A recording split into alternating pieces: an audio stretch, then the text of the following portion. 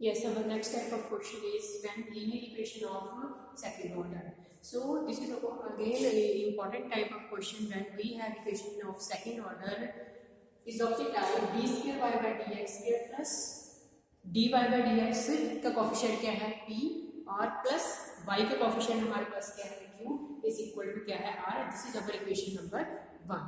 So this is second order equation.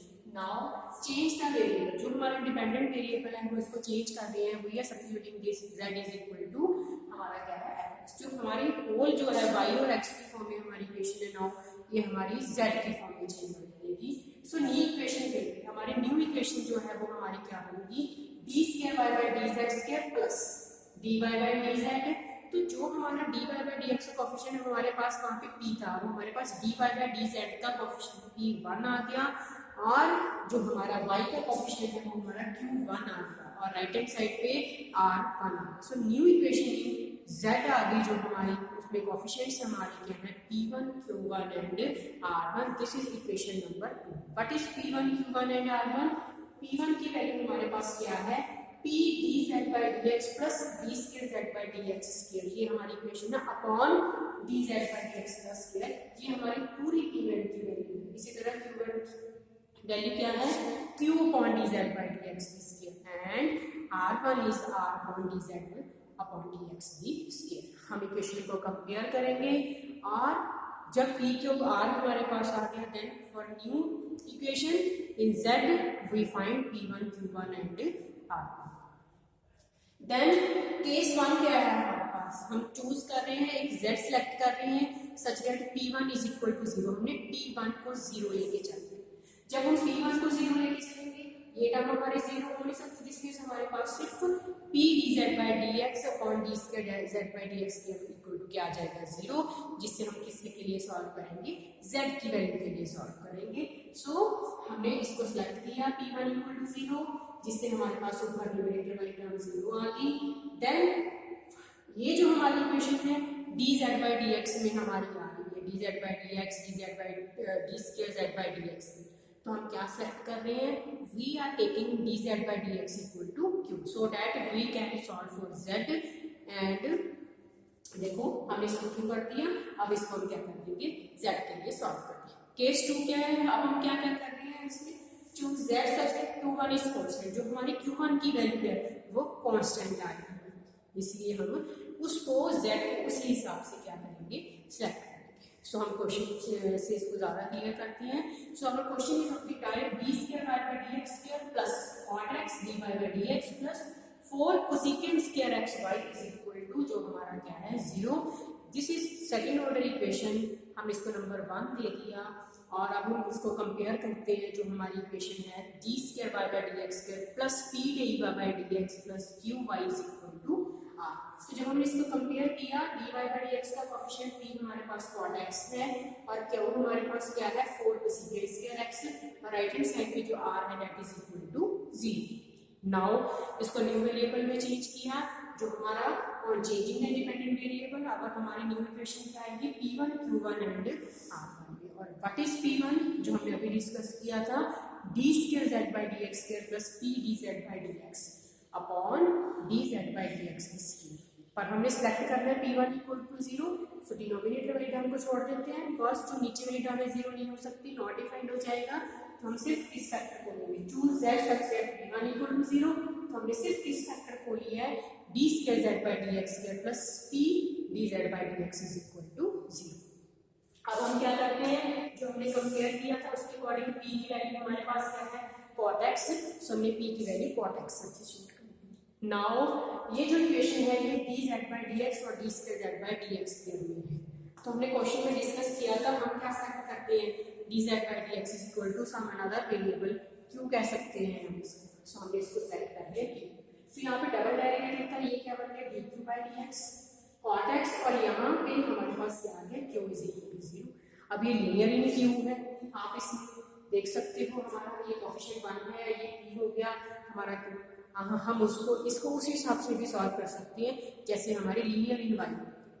Otherwise variable separable से कर सकते हैं. तो हमने क्या किया dq by dx इसको साइड लेके ये माइनस cot x आ गया.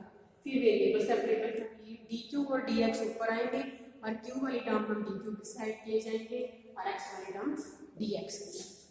नाउ इंटीग्रेट कर दिया, dq अपॉन q मतलब 1 अपॉन q, उसकी इंटीग्रेशन क्या होती है log of q।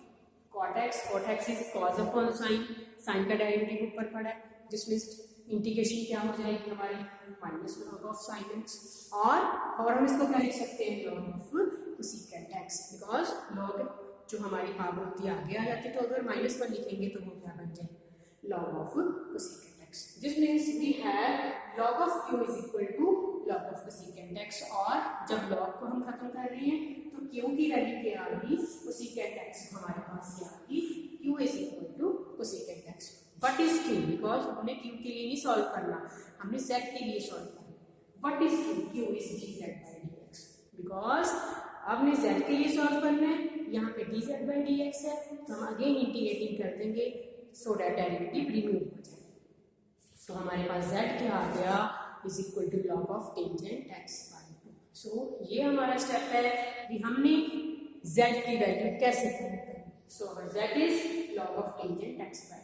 Next is what is q1, q upon dz/dx square. What is dz/dx, this is cosecant, हमने स्क्वायर करना है तो वो स्क्वायर हो गया, और q की वैल्यू हमने यहाँ से सब्स्टिट्यूट कर दी 4 cosecant square x। Cosecant square ऊपर नीचे हमारे दोनों सेम टर्म्स है, कैंसिल हो गया, मेरे पास ये आ गया 4। सो हमने ये था कि हमारे पास जो है q1 की जो वैल्यू है वो हमारी कांस्टेंट है, तो वो हमारी कांस्टेंट है। सो 4 इज इक्वल टू जो हमारी क्या है कांस्टेंट है। Now our equation 1 reduces to हमारी इक्वेशन नंबर 1 क्या बनी d2/dz²। उसके बाद हमारा क्या था यहाँ पे जो हमारी इक्वेशन है यहाँ पे उसमें हमारे पास ये वाली इक्वेशन में सब्स्टिट्यूट करते हैं, not in this. So d2/dz², what is q1 4y, और r1 हमारा है ही बिकॉज r ही 0 है तो r1 की वैल्यू भी 0 आएगी। सो हमारी इक्वेशन क्या रहेगी only d2y/dz² plus 4y is equal to 0, और इसकी सिंबॉलिक फॉर्म लिखते हैं, डबल डेरिवेटिव है तो d² प्लस 4, और इसमें ये y में एक्सऑलरी इक्वेशन में d² प्लस 4 इक्वल टू 0 आ जाएगा, जिससे d की वैल्यू क्या आती प्लस माइनस 2 आएगा। कॉम्प्लेक्स रूट है, रियल जो पार्ट है इसका वो क्या है 0 और इमेजिनरी क्या है 2। सो सोल्यूशन क्या होता है c1 cos of plus c2 sin of, imaginary part is 2, और वेरिएबल क्या चल रहा है हमारा z नॉट x, और बाहर क्या आता है रियल पार्ट जो क्या है 0, तो e raised to power 0 हमारा क्या बन जाएगा 1। सो सोल्यूशन क्या आया y is equal to c1 c2 दो constant cos of sin of, imaginary part is 2 और वेरिएबल इज z, और रियल पार्ट 0 है तो e raised to power 0x हमारा 1 0 z sorry. Now we substitute value of z is so c1 cos of 2, z is log of tangent x/2 plus c2 sin 2, z is log of tangent x/2. So this is our one. So our solution is हमने जो complete question पहले हमने z में change की equation उसको solve किया, z की value find की, लास्टली हम अगेन क्या है z की वैल्यू x की फॉर्म में सब्स्टिट्यूट करेंगे। So this is again another type of question which is very important type. You have to change variable in form of z, then select p1 0, from p1 you find value of z and then find q1 and r1 and substitute in this equation. Then lastly our equation क्या आएगी z की form में, but we substitute value of z, so last this is our complete solution.